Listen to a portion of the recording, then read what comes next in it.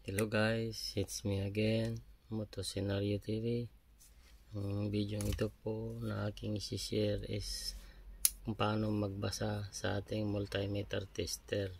Ang ating gagamitin ngayon ay yung tinatawag na analog. Yung ganitong model. Ito yung tinatawag na analog. Sa ating multimeter tester, nakikita natin ito yung mga pagre-readingan. Ito.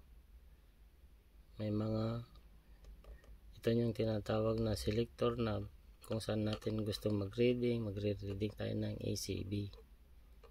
Ang ACB is alternating current, direct current voltage, DCMA, ito ginagamit para sa mga electronics. Ito naman yung sa mga battery na 1.5 hanggang 9 volts. Ito naman yung buzzer.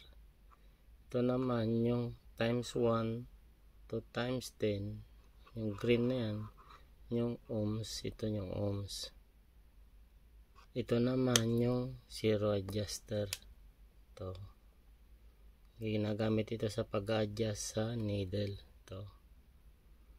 Dito naman sa parting ibaba, nandito naman yung saksakan ng ating kulay black, yung common. Ito yung sa gitna, yung 10 amperes para sa mga leakage. Dito na tuturo ko rin ito kung paano for the future. Ito naman yung sa ating common positive. Ito yung ating test probe. Yan. Ito.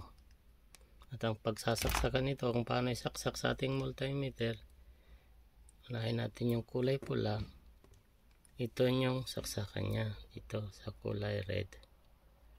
Sa DC may common ito nandito. Yung kulay black naman, ito is negative sa ground. Yan.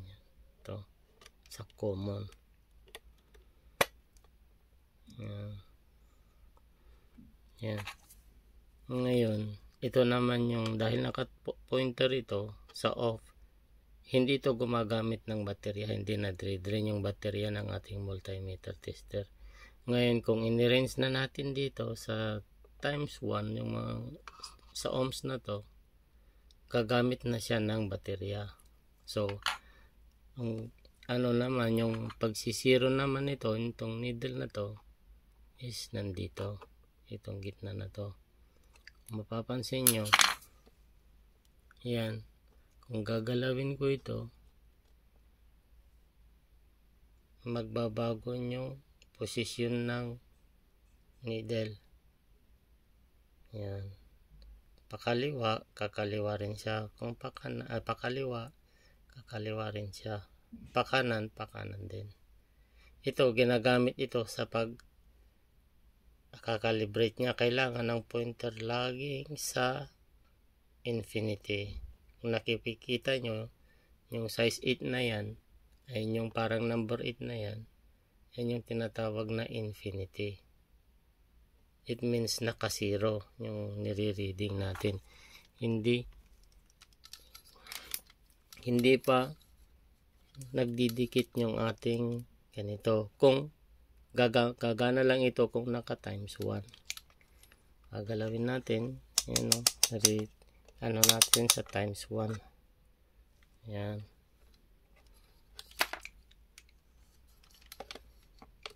Yan.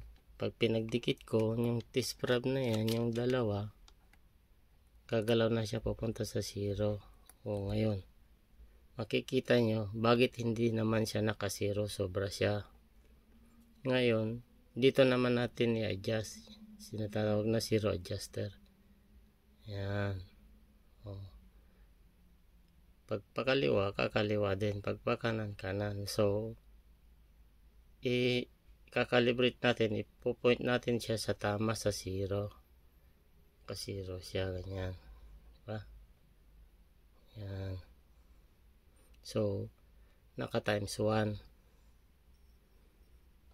Times 1 yan. Bago maggamit ng tester, at kung magre-reading tayo ng open na wire or resistor or mga bombilya or relay, Sa times 1 lang tayo pwedeng gumamit, mag-select. Kung magtitest tayo ng kuryente, masisira po yung ating tester. Kailangan, kung sa kuryente sa bahay, dito natin isiselect yan. Dito dapat. At saka, kung nagtitest kayo na sa kuryente, kailangan naka-range lagi sa pinakamataas na range para hindi po masira ang ating multi-tester. Ngayon, umpisahan na po natin ang pagre-reading. Dahil naka times 1, ang reading po nito, kung saan tayo magre-reading, dito lang po sa pinakataas na number. From 0 to 2K saka infinity. Yan po. Ang infinity, yung hindi pa gumagalaw yung ating tester, hindi pa nagpla-fluctuate. At dahil hindi natin pa ginagamit yung test prob. Ayan, kung pag nagdidikit ko yung dulo, gumagalaw. Pag gumalaw naman, hanggang doon, ibig sabihin 0, shorted yung tinitesting natin. So, umpisahan na natin ang pagre-reading. Gumawa ako na ng chart para mas mapabilis na maintindihan, masabi natin, ma-reading ang ating multi-tester. Rinse ko muna, i-off ko muna, ini-rinse ko sa off position para hindi gumagana ang baterya, hindi ma-discharge. Kasi kung hinayaan natin na naka-rinse dito sa ohms, gumagana ang baterya, nauubos. Pag humina na yung baterya ng ating tester, hindi nakakapag-reading na ng maayos. So take note, kailangan habang hindi ginagamit ang ating multi-tester, kailangan naka-rinse siya sa gitna or dito sa off position. Tara, basta na tayo. Mula dito sa 0 hanggang 2, mula hanggang 2, may mga guhit yan na maliliit. Ang tinatawag na guhit na yan, division. Ang per division niya is 0.2. Yan. From 0 to 2 is 0.2. 0.2 ohms. Yan. Yan o. Yan. Kung yung pointer natin at naka-range times 1 lang at nandito, ang reading niya is 0.4. 0.4 ohms kasi ang per division niya is 0.4. Hindi pa tayo nakakalagpas sa 1, kaya ang magiging basa mo mula from 0 to 1, point pa lang yan, 0.2, 0.4. Pero mula dito sa 0 hanggang 2, ang per division niya is 0.2. So, pag nakalagpas naman na tayo sa 1, sa 1 ohms, kunwari nandito, anong magiging reading niya? Ang magiging reading niya is 1.6 ohms, 1.8 ohms. Yan ang magiging reading niya. Kasi nandito makikita nyo, 1.6 ohms. Excuse me, 1.6 kasi 1, 1.2, 1.4, 1.6, 1.6 ohms. 1.8, 2. Ayan na, nandun na sa 2. From 2 naman hanggang sa 10, kung makikita nyo, sinulat ko, 0.5 ohms. Ang per division nito ng maliliit is 0.5, 0.5, 0.5, 0.5. Ang malalaki, ang magiging bilang na nito is magiging 1. Kunwari 2, 2.5, 3, 3.5, 4, 4.5, 5, and so on hanggang makarating sa 10. Basta ang per division nito is 0.5, 5, 5.5, 6, 6.5, 7, 7.5, 8, 8.5, 9, 9.5, 10. Ayan, ano po. Mula 10 naman hanggang sa 20, ang bilang ng per division naman niya is 1. So, ang pointer natin nakalagpas dito. So, ang magiging pasa niyan is 10, 11, 12, 13. 13 ohms. Magiging 13 ohms siya. 13, 14 ohms, 15 ohms. 16, 17, 18, 19, 20 ohms, no? Mula doon naman sa 20 hanggang 50 is ang per division niya is 2 ohms, hindi na siya 0.2 ohms na. So 20, 22, 24, 26, 28, 30 ohms, 32 ohms, 32 ohms, 34 ohms, 36 ohms, 38 ohms, 40 ohms, 42, 44, 46, 48, 50 ohms. Mula doon naman sa 50 hanggang sa 100, ang per division naman, maliliit man o malaki, is 5. So, kunwari, ang reading natin is sumobra na dito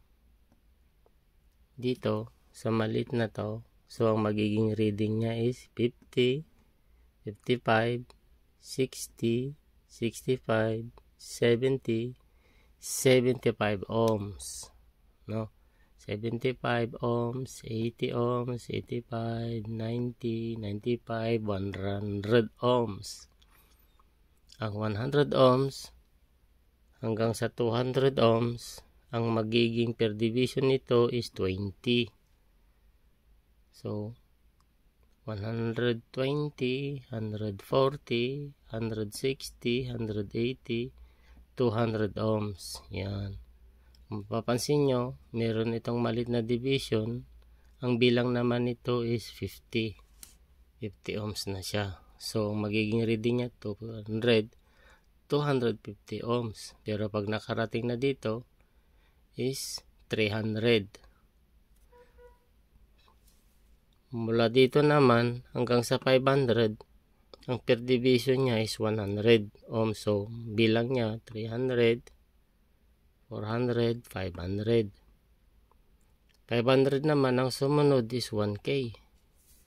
Yung tinatawag na 1 kilo ohms na siya. Kasi 500 hanggang sa 1K, ito 1,000 ohms. So, ang magiging bilang na niya, yung equivalent ng 1,000 ohms is ang 1,000, ang 1K, ang equivalent niya is 1,000 ohms. Ito naman yung 2K, saka yung infinity. Yan yung infinity sign. So, hanggang dito na lamang yung ating vlog ngayon. At ang susunod naman natin yung part 2 na tungkol pa rin sa pagre-reading ng tester. Maraming salamat sa panonood, at disclaimer nga pala, hindi ako eksperto, tinuturo ko lang yung aking nalalaman sa pag-reading ng tester. Okay, maraming salamat po. Please don't forget to like and subscribe to my channel. Bye, see you soon.